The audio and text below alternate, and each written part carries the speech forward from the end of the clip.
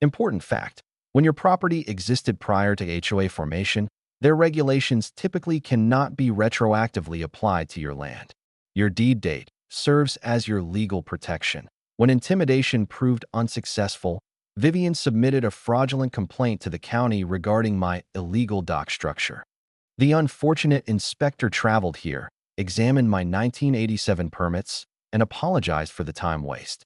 You could practically observe his eye rolling. That's when her authentic character emerged.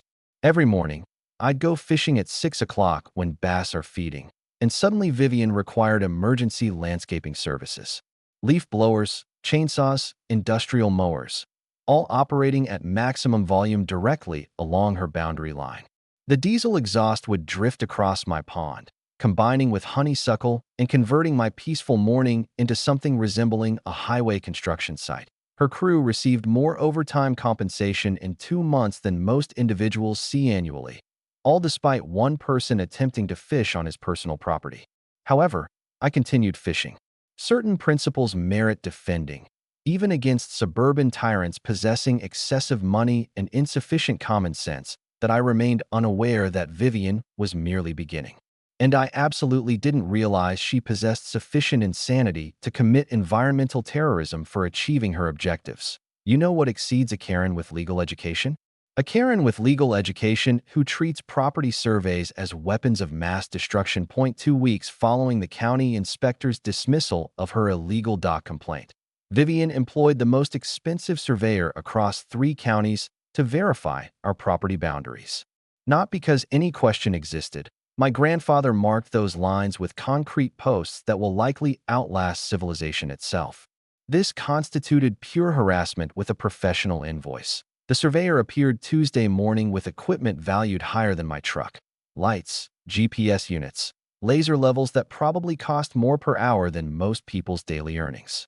I observed from my kitchen window, consuming coffee and enjoying the spectacle as they spent 6 hours measuring the identical boundary that's been legally established since Truman's presidency. The aroma of freshly cut grass from their sophisticated equipment mixed with morning lake mist.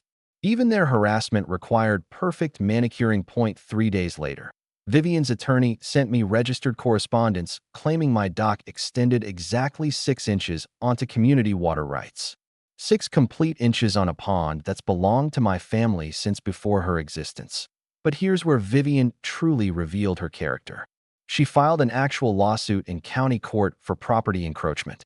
Professional letterhead, court stamps, filing fees that probably exceeded most people's car payments, all concerning 6 inches of dock space. When this woman commits to destroying someone's existence, she doesn't play around.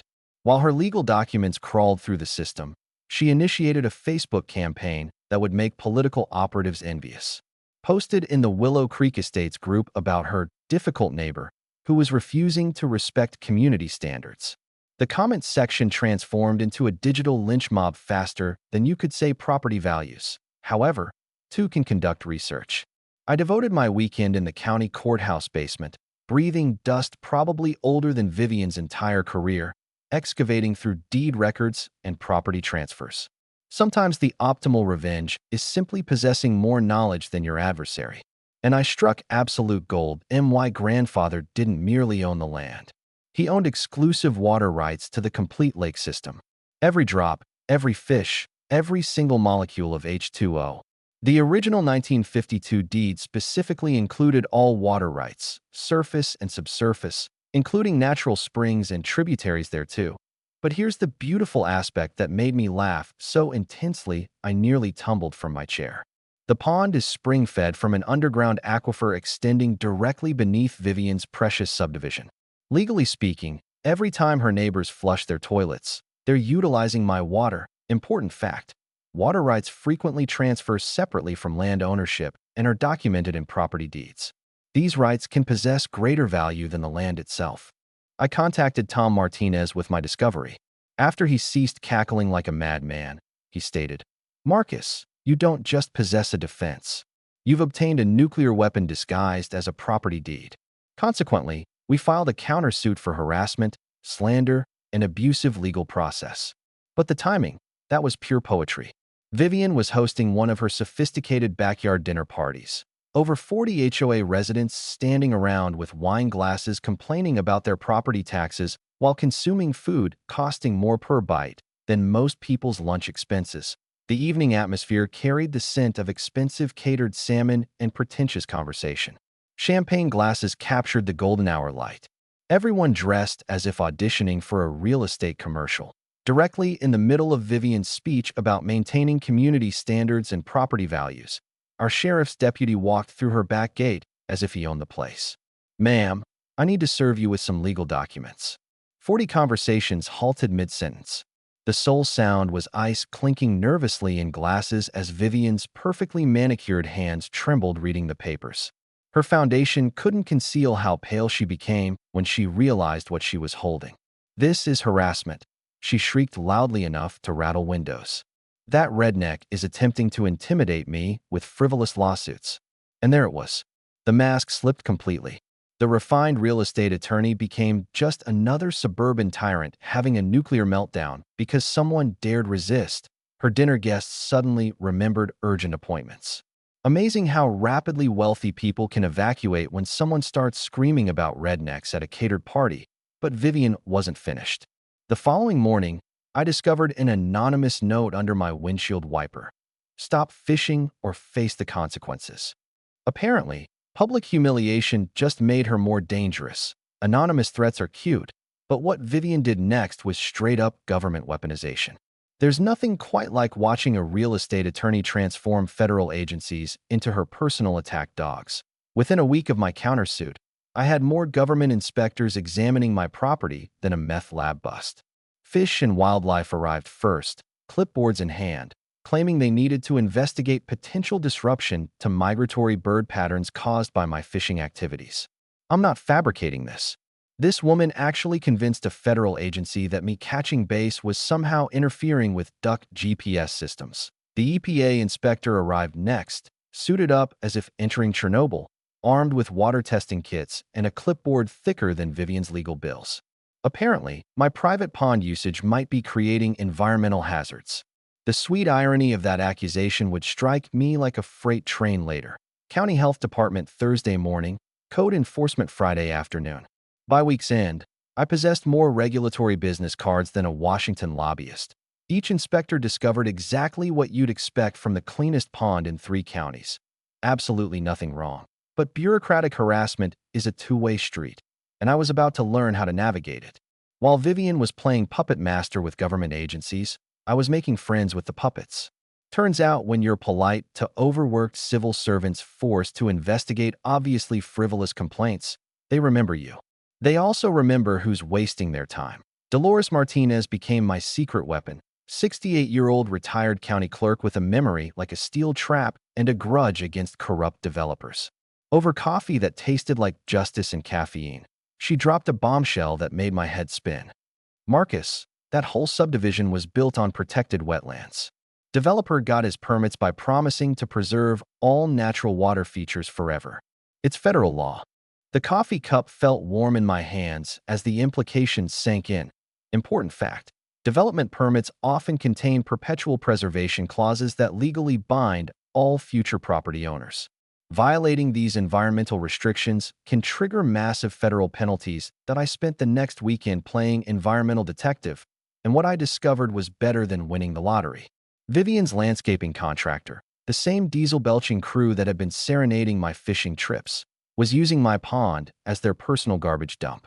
Grass clippings, hedge trimmings, fertilizer-soaked debris, all of it flowing directly into federally protected wetlands. Every Saturday morning at dawn, like clockwork, I became an environmental paparazzi, hiding in the tree line with my camera while the sweet smell of honeysuckle mixed with diesel exhaust. The rough bark of oak trees pressed against my back as I waited for the perfect shot. 3rd Saturday in a row, I caught them dumping organic waste straight into my water, the splash echoing across the still morning air. The photos were gorgeous, time-stamped, GPS-locked, high-resolution evidence of federal crimes happening in broad daylight. But the real jackpot came when I ran their license through the state database. Pristine Landscaping LLC was 40% owned by Richard Blackwater, Vivian's husband, real estate developer, and apparently part-time environmental criminal. The EPA doesn't just love environmental violations with photo evidence. They absolutely worship them when they're connected to harassment campaigns that I filed my complaint Monday morning with a smile that could have powered half the county. By Wednesday, Pristine Landscaping was under federal investigation. Richard lost 3 county contracts by Friday. Turns out when you're dumping organic waste in protected wetlands, municipalities suddenly don't want you maintaining their public parks. Who could have predicted that? The sound of Vivian's perfectly controlled world starting to crack was sweeter than church bells on Sunday morning. But if I thought environmental violations would humble her, I was about to learn just how spectacularly wrong one person can be. Nothing makes a desperate woman more dangerous than watching her husband's business empire crumble because of her personal vendetta, and Vivian Blackwater was about to prove she'd rather burn down the neighborhood than admit defeat. The morning I found the Algaseed Company's business card tucked under my windshield wiper, I knew we'd crossed the line from legal warfare into something much darker. The card smelled faintly of chlorine and desperation. Environmental terrorism was apparently Vivian's next play. Too bad she didn't realize she was about to poison her own drinking water. That business card under my windshield wasn't just a threat. It was a confession waiting to happen. But I had no idea Vivian was about to commit the kind of environmental crime that would make hardened EPA agents weep. While I was out of town visiting Sandra's sister in Charlotte, Vivian was busy researching algae management solutions like she was preparing for environmental warfare. She found Clearwater Solutions, a commercial algaseed company that specializes in industrial-strength pond treatments, the kind of chemicals that can sterilize a lake faster than you can say property values. Here's where Vivian's lawyer brain really shined. She called Clearwater and lied through her perfectly veneered teeth, claiming my pond was community property experiencing a dangerous algae bloom that threatened public health. $3,500 in cash, paid up front for a midnight chemical assault on what she told them was an emergency environmental situation. The irony would have been hilarious if it wasn't about to murder everything I love that I came home Sunday evening to the smell hitting me before I even stepped out of my truck. That sharp metallic stench of copper sulfate mixed with mass death. The pond water had turned an unnatural blue-green color, like antifreeze mixed with apocalypse. Big Bertha was floating 20 feet from the dock, her massive body already bloated in the contaminated water. 3 years of morning feedings, watching her grow from decent-sized bass into a lake legend. And now she was just another casualty in Vivian's suburban genocide. 200 other fish floated alongside her. Bluegill, crappie, catfish. An entire ecosystem assassinated overnight because one woman couldn't stand watching someone enjoy their own property. My hand shook as I fumbled for my phone, the smooth plastic slippery with sweat and pure rage. The county environmental emergency hotline connected me to Officer Jim Patterson, who'd been investigating illegal dumping for 15 years. When I described the aquatic crime scene, his voice shifted from routine bureaucrat to DEFCON 1. Don't touch anything, keep pets away, and don't disturb the evidence. I'm bringing the hazmat team. Patterson arrived with water analysis equipment that looked like it belonged on Mars. The test strips turned colors that don't exist in nature, deep blues and purples screaming massive chemical contamination. The acrid smell of testing chemicals mixed with lake death made my eyes water. Industrial-strength copper sulfate poisoning, he said, his voice tight with professional fury. Whoever did this didn't just kill your fish. They sterilized the entire ecosystem for 2 to 3 years minimum. This is felony destruction of property, possibly federal environmental terrorism.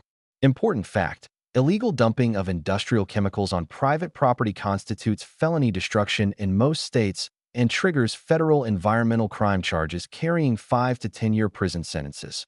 But Patterson wasn't done playing detective.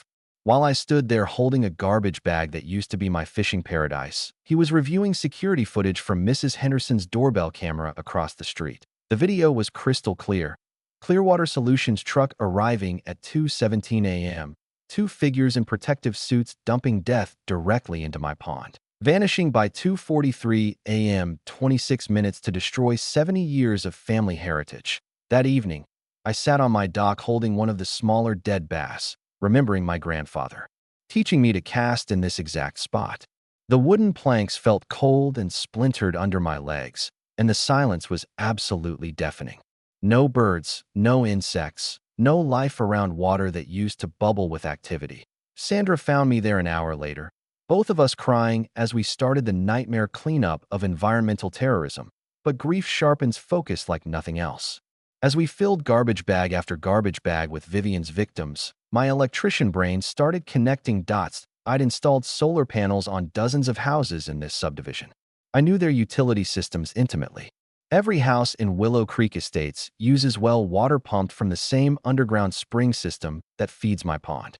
The same aquifer, the same water source, the same copper sulfate contamination now flowing through limestone channels toward 847 unsuspecting homes. I had my water tested the next morning by an independent lab. The results made my blood run cold. Copper sulfate levels 4 times higher than EPA safe drinking water standards. Vivian hadn't just poisoned my pond. She'd contaminated her entire neighborhood's water supply. Every faucet, every shower, every ice cube maker in that pristine subdivision was now serving up industrial toxins. The woman who spent months complaining about my unsightly fishing activities had just turned her perfect community into a toxic waste site. And she was about to drink her own poison.